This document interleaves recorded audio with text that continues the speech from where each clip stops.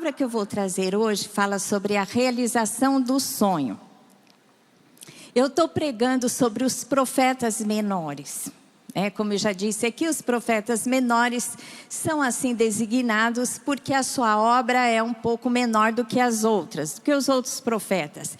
E hoje eu vou falar sobre o profeta Ageu. E o profeta Ageu tem uma obra concisa, mas muito poderosa. O livro do profeta Ageu tem apenas 2 capítulos, e é o segundo menor da Bíblia. Só perde para Obadias, que é menor do que ele, mas ele é bem conciso e tem uma mensagem poderosa. E hoje eu vou falar sobre a realização do sonho.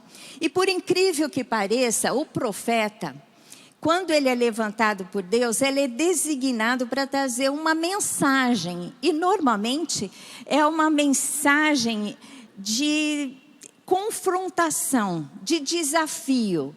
Então é difícil você enxergar um tema como esse, a realização de um sonho, dentro de uma palavra profética. Mas o Espírito Santo me fez ver que, na verdade, este profeta, ele veio contribuir com a sua palavra profética para a realização de um sonho muito importante para o povo judeu, para o povo de Israel. O sonho, que sonho é esse que eu vou falar? A realização deste sonho, que Ageu, o Espírito Santo, através de Ageu, então trouxe o desafio para que ele se concretizasse. É o sonho dos exilados judeus na Babilônia. Que sonho era esse? Era retornar à terra de Israel e reconstruir o seu templo. A gente sabe que teve um momento na história do povo judeu que eles foram levados cativos para a Babilônia. Isso consequência do seu pecado. Deus trouxe juízo e disse para aquele povo que iria levá-los cativos. Mas que depois de 70 anos eles voltariam para a sua terra. E eles sonhavam com isso. Você imagina você ser desterrado da onde você mora, onde você tem história, onde você tem as suas coisas e vai ser levado para um lugar completamente diferente que você nunca viu. Aquelas pessoas, elas tiveram que caminhar 1000 quilômetros de Israel, de Judá, até a Babilônia. E eles não foram com tudo aquilo que tinham, eles foram com poucas coisas, então deixaram tudo para trás. No final dessa jornada, eles estavam maltrapilhos, cansados. E ali chegavam e tiveram que reconstruir e que viver uma vida completamente diferente. Mas teve uma coisa que foi muito forte no coração daquele povo, que foi a tristeza e a saudade da sua terra, especialmente do seu templo. E o Salmo 137, ele fala sobre essa saudade. E eu quero ler com você, para que você entenda como eles se sentiram lá na Babilônia. Salmo 137 diz assim: às margens dos rios da Babilônia, nós nos assentávamos e chorávamos, lembrando-nos de Sião. Nos salgueiros que lá havia, pendurávamos as nossas harpas, pois aqueles que nos levaram cativos nos pediam canções. E os nossos opressores que fôssemos alegres, dizendo: entoa-nos algum dos cânticos de Sião.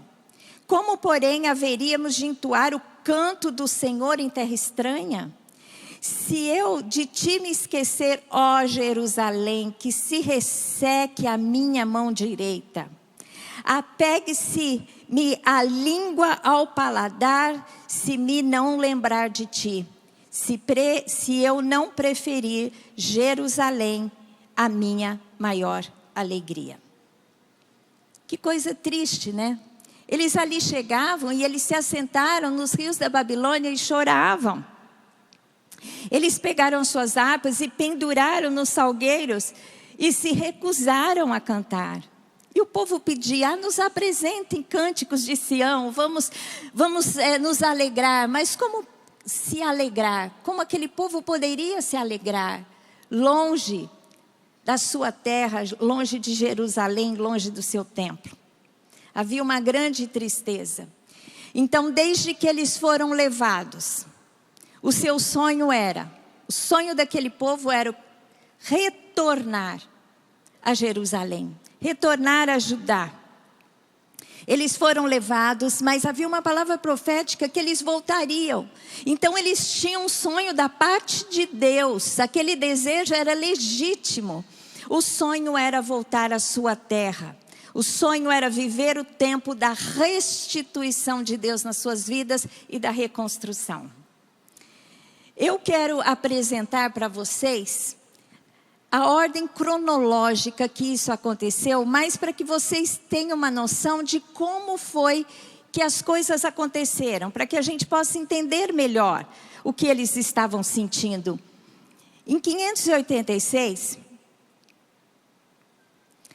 o rei Nabucodonosor da Babilônia, ele conquista Judá. A gente sabe que o reino de Israel foi dividido em 2 reinos. O reino do norte, Israel, e o reino do sul, chamado Judá. O reino do norte foi levado cativo pelo povo assírio e nunca mais voltou. Mas o reino do sul, Judá, Deus por muito tempo mandava os seus profetas, né, para que eles pudessem ouvir a direção de Deus e retomar os caminhos do Senhor. Porque ao invés de adorar ao Senhor Deus, ao Deus dos seus pais, eles estavam adorando ídolos, que eles haviam se contaminado com os ídolos dos povos que estavam ao seu redor. E eles não ouviram a Deus, então veio Nabucodonosor, o rei da Babilônia, e destruiu Judá e destruiu Jerusalém e o seu templo. A gente sabe que a Babilônia, o povo, né, o seu exército, veio em 3 incursões. E foi na última vez que o templo de Jerusalém foi destruído. E lá foram, né, todo o povo para a Babilônia e lá permaneceram 70 anos. Mas Deus, Ele não deixa nada às cegas. Ele vai dirigindo o seu povo e Ele vai trazendo a palavra profética do que iria acontecer. Isaías, 100 anos, mais de 100 anos antes, ele profetizou que depois que o tempo de Deus se cumprisse no exílio, Deus iria levantar um homem que chamava Ciro, deu até o nome do homem que Deus iria usar, e Ciro, rei da Pérsia, foi usado para libertar o povo. O Ciro, o rei da Pérsia, ele conquistou a Babilônia. A gente sabe que a Babilônia era um império muito forte. E a própria cidade era inexpugnável. Ninguém podia imaginar que iria cair a grande Babilônia. A Babilônia era uma cidade fortificada. E era impossível aos olhos humanos que isso acontecesse. Mas a gente sabe que teve o rei Nabucodonosor e depois um dos seus descendentes, o seu neto Belsazar, quando assumiu o trono, ele era um jovem muito inconsequente. E numa das vezes que ele estava celebrando, fazendo aquela festa, aquela orgia, a bebida correu solto e ele não sabia mais aonde extravasar. Tanta rebelião.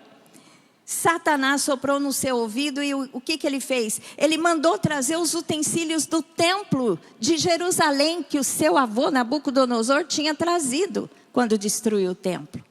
Então naquela orgia que estava acontecendo, eles pegaram os utensílios do templo de Jerusalém para usar. E naquele momento a indignação de Deus foi tão grande que Deus declarou naquela noite o juízo. Vocês lembram que Deus escreveu na parede Mene, Mene, Tekel, Parsim? Uma palavra profética que dizia àquele povo: olha, vocês foram contados e foram achados em falta, portanto o seu reino será destruído. E naquela mesma noite, Ciro e o seu exército, o exército persa, ele desvia o curso do rio que passava na Babilônia, no meio da cidade, e eles entram então pelo rio, e em uma noite cai a Babilônia. Como Deus havia declarado, tudo que Deus fala, Deus cumpre. Então Ciro, o rei da Pérsia, conquista a Babilônia. E em 538, quando Ciro assume então a Babilônia, ele faz um decreto para que o povo de Judá, o povo de Israel, né? A gente chama de Israel, mas na verdade o povo de Judá, os judeus, pudessem voltar para Jerusalém e reconstruir-se o seu muro. Amém? Deus cumprindo a sua palavra, sem cair uma vírgula, sem passar um tio, como diz, né, o Espírito Santo, que a palavra de Deus se cumprirá sem que falte um tio. Amém? 538, Ciro assume e decreta o retorno do povo a Judá. Vamos ler lá o decreto de Ciro em Esdras. No primeiro ano de Ciro, rei da Pérsia, para que se cumprisse a palavra do Senhor por boca de Jeremias, despertou o Senhor o espírito de Ciro, rei da Pérsia, o qual fez passar pregão por todo o seu reino, como também por escrito, dizendo: assim diz Ciro, rei da Pérsia: o Senhor, Deus dos céus, me deu todos os reinos da terra e me encarregou de lhe edificar uma casa em Jerusalém de Judá. Quem dentre vós é de todo o seu povo, seja seu Deus com ele e suba a Jerusalém de Judá e edifique a casa do Senhor, Deus de Israel. Ele é o Deus que habita em Jerusalém. Olha que coisa linda! Ciro e os persas, diferentemente do Império Babilônico, quando eles subjugavam, eles venciam um povo, eles não desterravam aquele povo ficava nas suas próprias terras e eram então dominados por eles, pelos persas, através de impostos, né? Mas então ele tinha uma maneira de tratar com os povos conquistados diferente. E ele então falou: vocês judeus estão aqui, vão voltar para a sua terra. Mas não foi um simples evento, não. Ciro, quando ele entrou na Babilônia, ele ficou impressionado com o povo judeu. Sabe por quê? Porque ele ouviu a palavra profética. Daniel, que lá estava, provavelmente encontrou com ele, o profeta Daniel, e falou assim: você sabia que nós já tínhamos o teu nome, sabíamos que você iria dominar sobre a Babilônia? E mostra os escritos então de Isaías, e ele se impressiona com aquilo. E ele se apaixona então por aquele povo, e ele se impressiona com aquele Deus que profetizou e o chamou de pastor. E que deu a vitória para ele. E ele diz assim para o povo de Judá: olha, vocês que têm um espírito de Deus e desejam voltar, vocês vão voltar. Porque o Deus dos céus e da terra, Ele que me deu os reinos da terra. E Ele me incumbiu de edificar uma casa em Jerusalém. Deus colocou aquele sonho daqueles exilados, o sonho do seu povo, no coração de Ciro. Esse sonho foi estendido. Além daquele povo, Deus despertou Ciro para que aqueles sonhos fossem avivados no coração daquele povo. Quando Deus coloca um sonho dele no nosso coração, nada é capaz de apagar aquele sonho. Quando Deus coloca uma visão em nós, o nosso coração palpita por aquela visão, e Deus ao longo do tempo vai abrindo caminho para que ele se realize. Amém?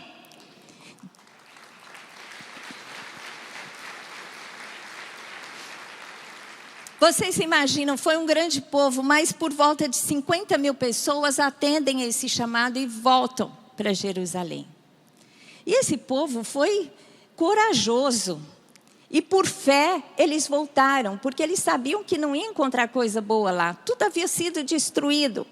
E lá eles voltaram e começaram, em primeiro lugar, fizeram um altar e começaram os sacrifícios. E depois começaram a reconstrução do templo, como Ciro havia dito que eles deveriam fazer. 535, então, começa a reconstrução do templo. Esdras 3, de 10 a 13, relata esse evento. E diz assim: quando os edificadores lançaram os alicerces do templo do Senhor, apresentaram-se os sacerdotes paramentados e com trombetas, e os levitas, filhos de Asaf, com símbolos para louvarem o Senhor, segundo as determinações de Davi, rei de Israel. Cantavam alternadamente, louvando e rendendo graças ao Senhor com estas palavras: Ele é bom, porque a sua misericórdia dura para sempre sobre Israel. E todo o povo jubilou com altas vozes, louvando ao Senhor por terem lançado os alicerces da sua casa. Porém, muitos dos sacerdotes e levitas e cabeças de famílias já idosos, que viram a primeira casa, choraram em alta voz quando à sua vista foram lançados os alicerces desta casa. Muitos, no entanto, levantaram as vozes com gritos de alegria, de maneira que não se podia discernir as vozes de alegria das vozes de choro do povo.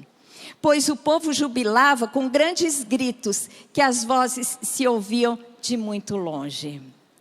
Amém? Glória a Deus. Gente, quando um sonho se realiza, é isso que acontece, a grande júbilo e alegria, aquilo que eles sonharam por tanto tempo, aquilo que eles anelaram, estava acontecendo.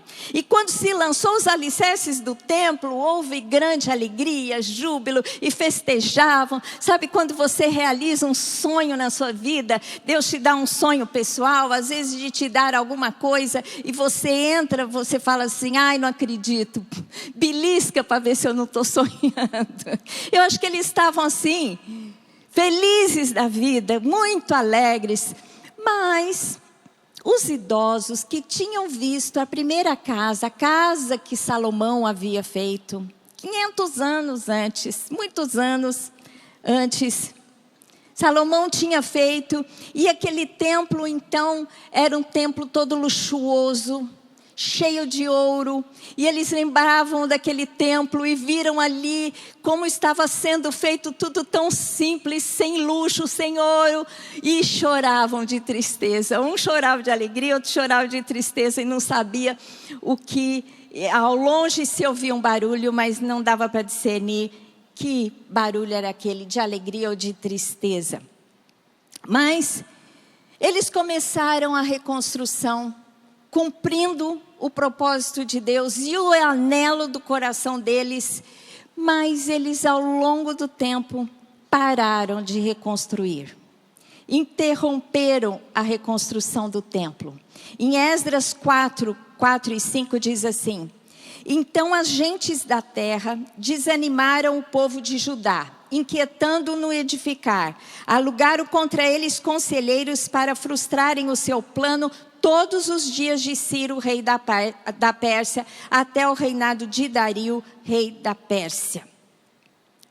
O que acontece? Quando eles começam a reconstruir, os povos da terra não tinham interesse na prosperidade do povo de Judá.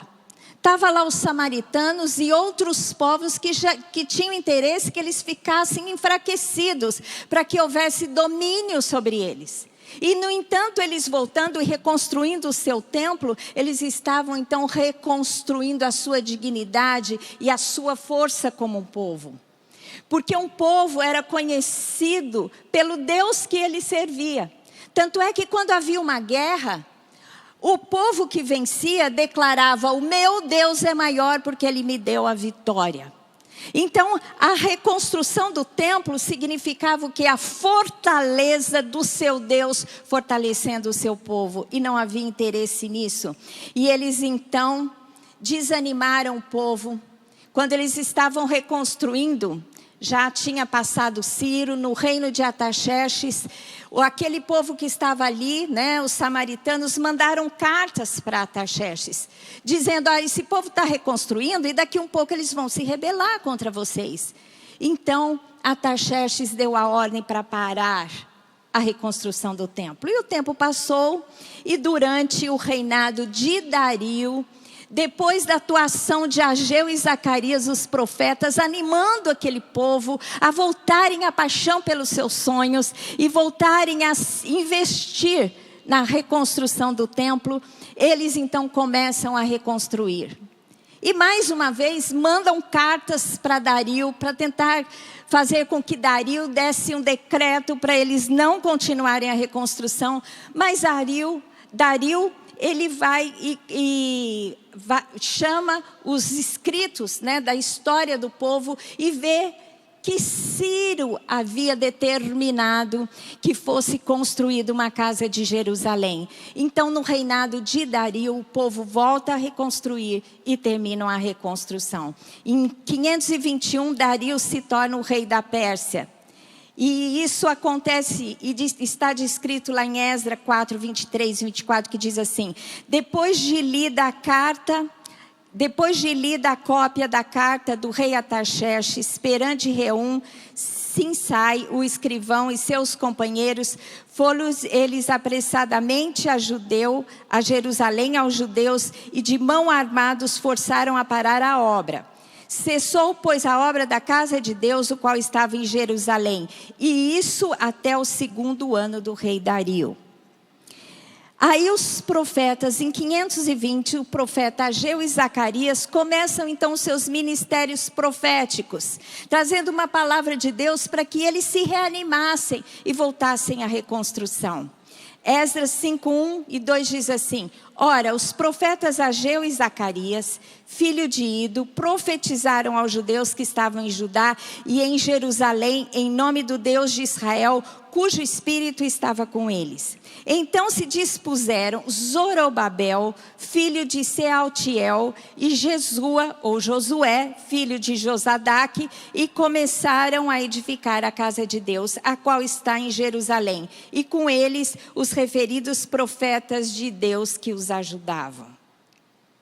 Zorobabel era descendente de Davi. Portanto, Zorobabel, que tinha voltado com o povo, era o líder político. E Josué era o sacerdote, o líder religioso. Deus, então, traz uma palavra para Ageu, para Zorobabel, para Josué e para todo o povo. Uma palavra profética dizendo: olha, se animem e reconstruam. Ageu, ele começa a sua palavra trazendo uma repreensão.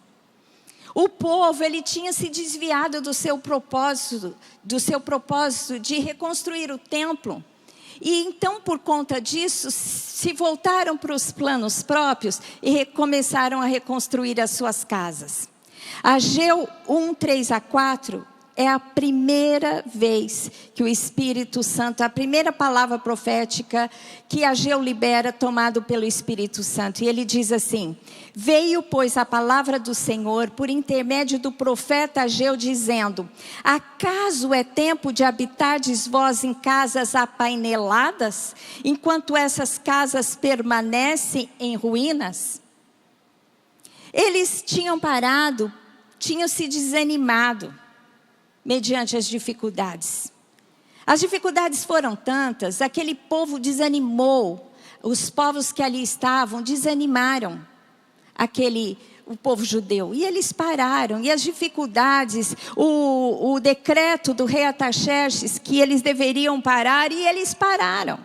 E desistiram daquele sonho. Eles desanimaram diante das dificuldades. Mas eu vou dizer uma coisa para vocês. Assim como Deus tinha para eles aquele sonho, era propósito de Deus. Deus tinha colocado aquele desejo no coração daquele povo. No entanto, as dificuldades se apresentaram. E muitas vezes isso acontece conosco e a gente fica equivocado. Porque nós não podemos desanimar diante das dificuldades que se apresentam. Mesmo que Deus tenha algo para a sua vida, não pensa que será só flores o caminho. Satanás, ele vai tentar te paralisar naquilo que Deus tem para você, no propósito que Deus tem para a sua vida, no sonho que Ele colocou no seu coração, seja ele o melhor possível, o mais legítimo possível, obra de Deus através da sua vida. Satanás vai lhe opor a realização. Você entende isso? Muita gente no processo desanima, perde a paixão. Muita gente no processo, quando isso se apresenta, diz: eu acho que eu me equivoquei, não é de Deus não. Por isso que é importante lembrar daquilo que o Senhor falou. E ficar firme naquilo que o Senhor fala conosco. Porque quando o Senhor fala, o Senhor realiza. Amém? Uma obra que Deus começa, Ele não termina enquanto não chega ao seu término. E foi com aquele povo, eles desanimaram. E eles deixaram a causa maior e assumiram uma causa menor. Se equivocaram nas suas prioridades. Eles deixaram a causa do povo, a causa de Deus, e pegaram para si as suas pequenas causas individuais. Há sonhos que Deus coloca no nosso coração que é muito próprio para nós, para o nosso benefício, não tem nada de mal nisso. E Deus, através disso, é glorificado. Não há nada de ilícito que nós desejemos coisas para nós, como boas coisas, viver bem, ter uma boa casa, ter o que vestir, ter o que comer. Deus disse que Ele nos dá tudo isso, se o buscarmos. Nós devemos buscá-lo em primeiro lugar, sem se equivocar com as prioridades. Busque a Deus e o seu reino, os grandes sonhos que Ele coloca no nosso coração e projetos, que esses sonhos menores, eles vão te acompanhar e eles vão se realizar. Mas a prioridade tem que ser a prioridade certa. As coisas de Deus e depois as coisas próprias. Aliás, o que pulsa o seu coração, o que deve ser chamado de seu, deve ser as causas de Deus. Amém? Jesus, Ele disse: buscar em primeiro lugar o reino de Deus e a sua justiça, e as demais coisas vos serão acrescentadas. Você sabe que aquele povo, ele, aqui quando fala as casas, como é que se diz, apaineladas, fala sobre um aspecto de luxo que eles tinham nas suas casas, apaineladas. Eles pegaram a madeira que era destinada para o templo e foram usando em suas casas. As casas foram ficando bonitas e o templo lá abandonado. E é isso que muitas vezes acontece em nossas vidas. Nos importamos mais com o que é nosso do que é com a causa maior, com a causa do reino, com a causa daquilo que Deus quer estabelecer e fazer através das nossas vidas. Mas teve consequência, gente. Deus permitiu escassez e frustração. Ageu 1, 5 e 6 diz assim: ora, pois assim diz o Senhor dos Exércitos, considerai o vosso passado. Tendes semeado muito e recolhido pouco. Comeis, mas não chega a fartar-vos. Bebeis, mas não dá para vos saciar, para saciar-vos. Vestivos, mas ninguém se aquece. E o que recebe salário, recebe-o para pô-lo num saquetel furado. Ou seja, vocês estão se preocupando com aquilo que é seu, mas não está sendo suficiente. Porque aquilo que você escolhe não é muito. Aquilo que vocês ganham é como se coloca num saquinho furado, vai para o ralo. Em outras palavras, não há bênção no que vocês têm, porque eu não estou nisso. Quando Deus está na nossa vida, tudo aquilo que nós fazemos, o fruto, o resultado do nosso trabalho é abençoado. Lá em Salmo diz: do trabalho do sem bem-aventurado, o homem que teme ao Senhor. Do seu trabalho comerás, e tudo te irás bem. O homem que teme ao Senhor trabalha e é abençoado e tudo vai bem. Mas aquele que não entende o propósito, pode trabalhar muito e o esforço é em vão. E não é só isso não é só escassez. Há também a insatisfação, porque quando não estamos no propósito de Deus, há uma insatisfação, um incômodo que não sai. E isso é bom, porque o Espírito está falando conosco. Lá em Ageu 1:9 diz assim: esperaste o muito e eis que veio a ser pouco. E esse pouco, quando trouxeste para casa, eu como a sopro dissipei. Por quê? diz o Senhor dos Exércitos, por causa da minha casa, que permanece em ruínas, ao passo que cada um de vós corre por causa da sua própria casa. Aqui ele está dizendo, olha, vocês esperavam muito, veio a ser pouco. E o pouco ainda soprei, porque não estava abençoado. Porque vocês perderam o coração, perderam a motivação, perderam o propósito, não entenderam onde deveriam estar. Mas aquilo que eu citei para vocês, está um pouquinho antes, que diz assim, vocês comem, mas não chega a saciar-vos. Vocês bebem, mas não dá para saciar-vos. Vocês se vestem, mas ninguém se aquece. Ou seja, mesmo que vocês tenham, não há prazer nisso, a insatisfação é incômodo.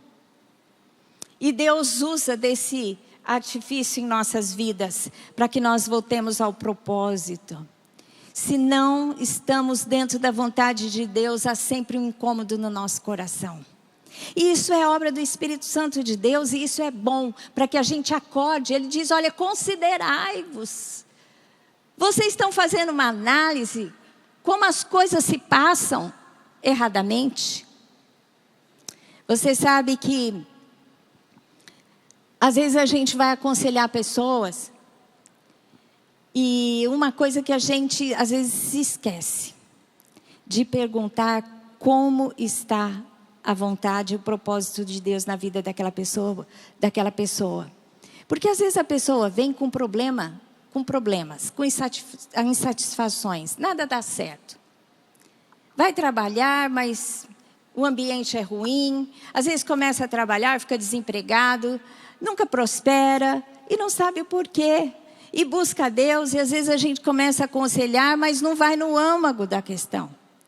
E o âmago da questão é, você está entendendo o que Deus tem para você? Você está entendendo qual é o propósito?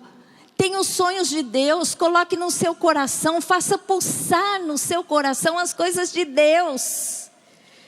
Se Deus colocar algo no seu coração, seja para um projeto pessoal, você que, por exemplo, trabalha na educação.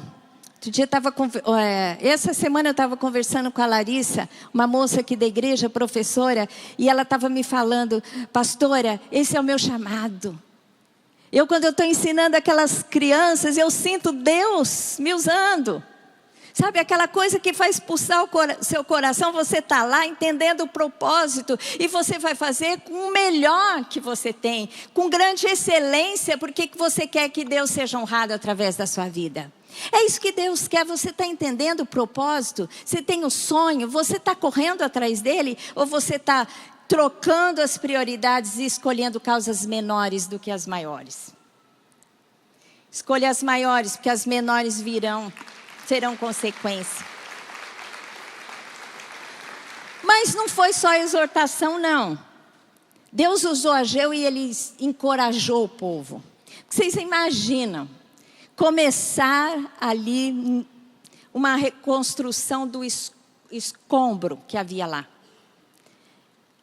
O templo havia sido derrotado, o povo havia sido derrotado, o templo destruído, e aconteceu exatamente como Deus profetizou, não ficou pedra sobre pedra. A situação ali estava terrível. E eles tinham que recomeçar daquilo, começar do nada. E Deus encorajou Zorobabel, encorajou Josué e todo aquele povo, e ele disse assim, através de Ageu.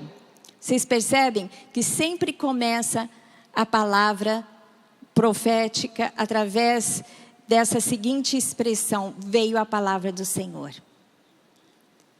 O profeta não fala por si, vem a palavra do Senhor. E lá o texto diz assim, no 2º ano do rei Dario, já tinha passado, né? Ciro, Artaxerxes, já estávamos no império de Dario. No 7º mês, no 21º do mês, veio a palavra do Senhor por intermédio do profeta Ageu, dizendo, fala agora Zorobabel, filho de Salatiel, governador de Judá, e a Josué, filho de Josadaque, o sumo sacerdote, e ao resto do povo, dizendo, Quem dentre vós que tenha sobrevivido, contemplou esta casa na sua primeira glória? Ou seja, quem daqui viu a primeira casa? Né, que estava vivo antes do templo ser destruído. E como vedes agora, ela é como nada aos vossos olhos. Isso aqui que vocês estão vendo não é nada diante do templo de Salomão. Ora, pois, sê forte, Zorobabel, diz o Senhor. Sê forte, Josué, filho de Josadaque, sê forte, Josué, filho de Josadaque, o sumo sacerdote. E tu e todo o povo da terra, sê forte, diz o Senhor. E trabalhai. Em outras palavras, eu estou dizendo, vocês estão aí desanimados com o que vocês veem? Sejam fortes, seja forte Zorobabel, seja forte Josué, seja forte vocês todo o povo e trabalhai. Porque eu estou convosco, eu sou convosco, diz o Senhor dos Exércitos, segundo a palavra da aliança que fiz convosco. Pode aplaudir. Sejam fortes, aliás, isso que Deus fala para nós, seja forte, e o Senhor está conosco. Segundo a palavra da aliança que fiz convosco, quando saíste do Egito, o meu espírito habita no meio de vós, não temais. Quando nós somos desafiados por Deus para qualquer obra, e as dificuldades se apresentam, e a gente olha o pequeno começo, né? Como diz a palavra, a gente não pode desprezar os pequenos começos. E aquele povo tinha visto a glória do templo de Salomão. Olhando para aquilo, era como nada. Gente, que começo é esse? Isso não é nada. Os nossos começos são assim. Mas o Senhor falou, eu estou com vocês. Eu fiz uma aliança desde quando vocês saíram do Egito. E essa aliança, ela é real até hoje. A aliança de Deus nunca é quebrada. Deus é fiel em todo tempo, em toda situação, em todo propósito. Amém? Deus não deixa de ser fiel pela nossa infidelidade. Deus é sempre fiel. E Ele estava dizendo, eu sou com vocês. O meu espírito habita no meio de vocês. É por isso que eu comecei dizendo, nós estamos aqui, o Senhor aqui está. E Ele quer avivar os seus sonhos, os seus projetos. Embora eles apareçam pequenos, se estiverem no começo ou se passaram por dificuldades, não desanime, o Senhor é com você. E Ele vai te dar força para você completar a sua obra. Amém? E Deus, Ele diz assim... Ele continua dizendo, vocês estão vendo aí? E eles, o que eles fizeram? Eles subiram ao monte, pegaram madeira e voltaram a reconstruir. O profeta Ageu e o profeta Zacarias foram lá e começaram a profetizar, vocês precisam. Olha, o Senhor é com vocês, sejam corajosos, Deus vai fazer, isso está determinado. E eles se animaram na palavra profética. Porque às vezes a gente acha que o profeta é sempre aquele... você errou, você pecou. E tem profeta que é assim, né? Profeta só fala coisa ruim. Ou só profeta que só fala coisa boa. Mas o verdadeiro profeta tem a mensagem de Deus, seja ela de exortação, seja ela de encorajamento. Amém? E teve um momento de ter o desafio, de ter o confronto. Mas aqui Deus está dizendo, olha, nesse momento, eu estou com vocês. Retome o caminho, retome a obra. E a gente sempre tem a oportunidade de retomar. Você sabe que todo ano, quando a gente começa o ano, a gente põe um alvo, né? Para fazer alguma coisa nova, ou para fazer algo que nunca faz. Quem fez isso esse ano? Botou no começo do ano alguma coisa que queria fazer. Se não fez, devia fazer, gente. Porque Deus, Ele estabeleceu ciclos na nossa vida. Desde Gênesis Ele fala, né? Deus estabeleceu dias, meses, estações e anos. E Deus faz isso para que nós possamos sempre nos renovar nos ciclos. Quando um ano começa, coloque alvos novos, reavive a sua vida, os seus propósitos, veja para frente. E aí corro atrás. E teve um ano, acho que foi o ano passado, que eu pus um propósito.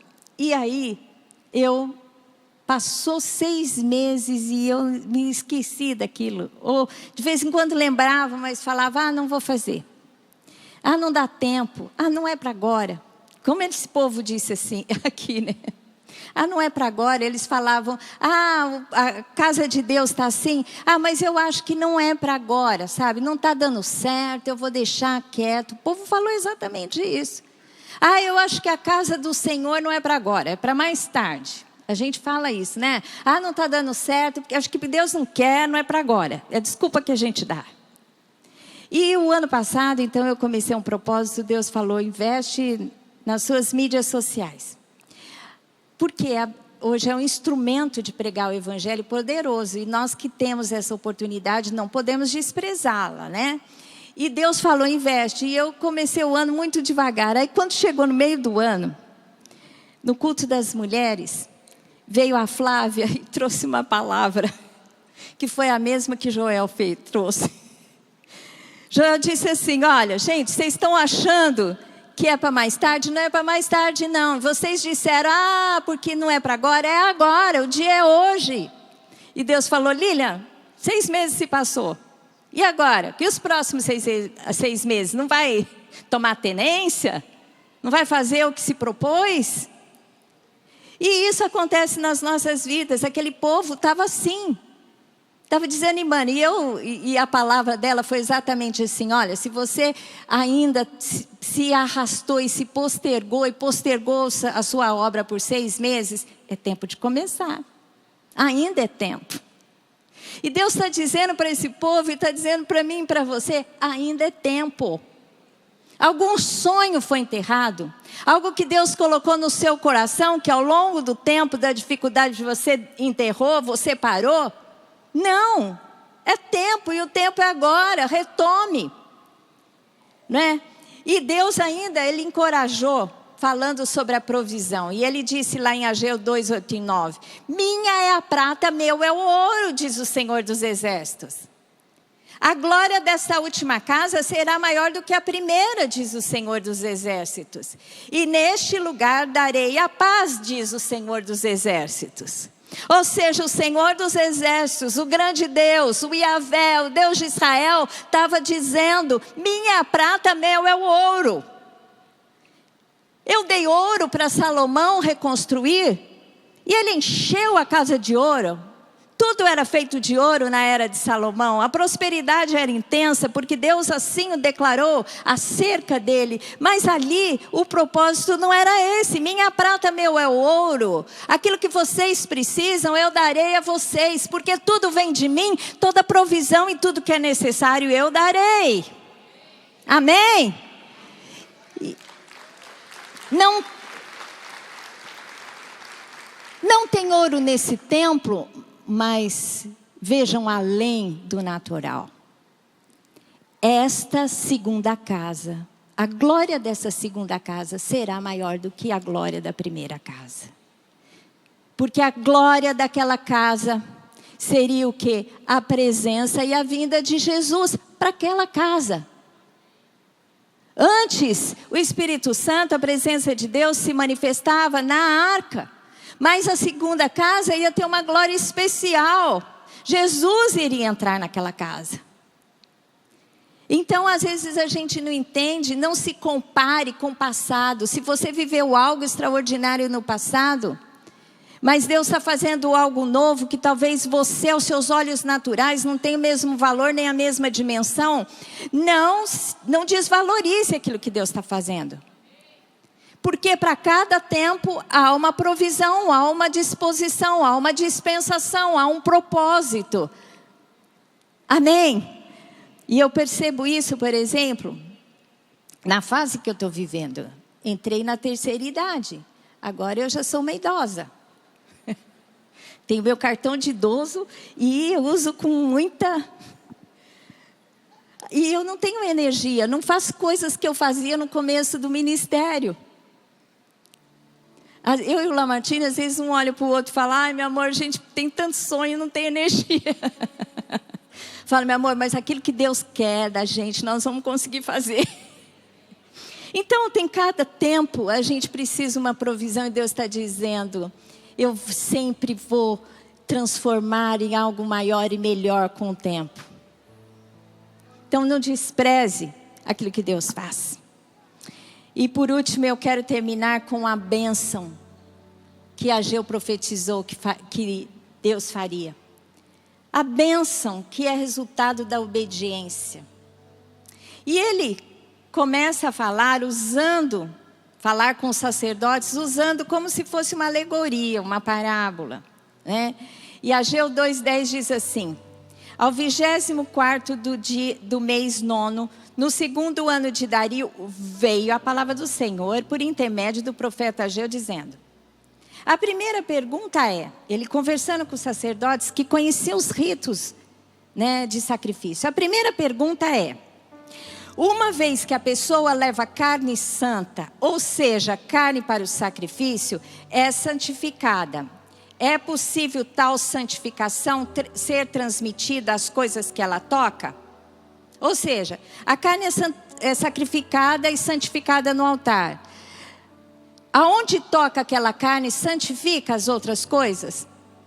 A resposta é não. A segunda pergunta é, uma vez que a pessoa toca em um cadáver, fica contaminada, é possível que tal contaminação seja transferida às coisas que ela toca? Porque havia um ritual que quem tocasse no morto tinha que se purificar porque estava contaminado. E ele estava dizendo, se aquela pessoa tocar e for contaminada e ela tocar em outra, as coisas serão contaminadas? A resposta é sim, ficará contaminada. Ou seja, a santificação ou a pureza não pode ser transmitida. Mas a contaminação, ela pode ser transmitida. Assim como a saúde você não transfere, a doença você transfere. Em outras palavras, em Ageu 2:19 está dizendo assim, já não há semente no celeiro. Essa era a consequência daquele pecado. Eles estavam desobedecendo e aquilo havia contagiado a todos. Além disso, a videira, a figueira e a romeira e a oliveira não têm dado os seus frutos. Isso é consequência do quê? Da contaminação do pecado da desobediência. Mas vocês estão entendendo agora a mensagem? Estão se posicionando? Então saiba de uma coisa, a partir dessa mudança, a partir deste dia, desde este dia, vai haver uma mudança, a chave vai virar. Eu vos abençoarei. Amém? Aquele povo se animou com as palavras proféticas e se apartaram da desobediência, entenderam a palavra e aceitaram aquela palavra. E Deus disse, vai mudar a coisa. A partir deste dia. Por isso, quando você decide obedecer a Deus, às vezes as coisas demoram um pouco para acontecer, mas é a partir daquele dia que Deus diz, está abençoado. A partir deste dia, Deus vira a chave e muda a história. E depois de 15 anos paralisado a obra, 15, eles retomam e reconstroem o templo. Termina a construção do templo. Olha que coisa linda, vamos aplaudir o Senhor. O sonho é realizado, o seu também vai ser, o meu vai ser. Quando a gente se arregaça as mangas e diz, Senhor, eu vou retomar aonde eu parei. Em Esdras 6, 13 a 16 diz assim, então Tatenai, o governador da além do Eufrates, Setar-Bozenai e os seus companheiros assim o fizeram pontualmente, segundo decretara o rei Dario. Ou seja, o rei Dario falou, pode reconstruir. Os anciãos dos judeus iam edificando e prosperando em virtude do que profetizavam os profetas Ageu e Zacarias, filho de Ido. Edificaram a casa e a terminaram segundo o mandado do Deus de Israel e segundo o decreto de Ciro, de Dario, de Artaxerxes, rei da Pérsia. Acabou-se essa casa no dia terceiro do mês de Adar, no 6º ano do reinado do rei Dario. Os filhos de Israel, os sacerdotes e os levitas e o restante dos exilados celebraram com regozijo a dedicação da casa do Senhor. Amém? Glória a Deus. E eles festejaram, e eles fizeram a festa, logo as festas dos tabernáculos. E teve grande regozijo, porque Deus falou e Deus cumpriu. O sonho pulsou e ele foi realizado. Amém? O processo passa, as coisas acontecem, mas Deus não muda. O que Deus fala, Deus faz. E nós precisamos retomar a nossa visão, a nossa paixão, a nossa visão para o Senhor. Amém? Se Deus colocou algo no seu coração que se perdeu ao longo da sua vida, é tempo de retomar. Eu gostaria que você ficasse em pé para que nós orássemos. Feche os seus olhos agora.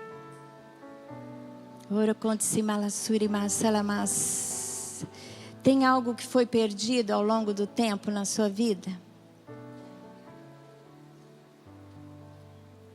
Você chegou a falar, não é tempo mais, não quero mais, está muito difícil. Deus está dizendo para você nesta manhã, que aquilo que procede de Deus não pode ser desprezado. Busque o reino de Deus. Busque a sua justiça. Trabalhe para Deus, para as grandes causas. Sonhe as coisas, os sonhos do Senhor. Que Deus sonhará os seus sonhos. Nós devemos ter os sonhos de Deus na nossa vida. Os grandes propósitos. Abençoar, tocar, interferir no rumo da história, edificar uma casa, edificar adoração, edificar um lar, edificar um trabalho, edificar coisas para Deus, para que Deus se apodere e o reino de Deus seja estabelecido na terra. E o Espírito Santo de Deus diz, é tempo e o tempo é agora.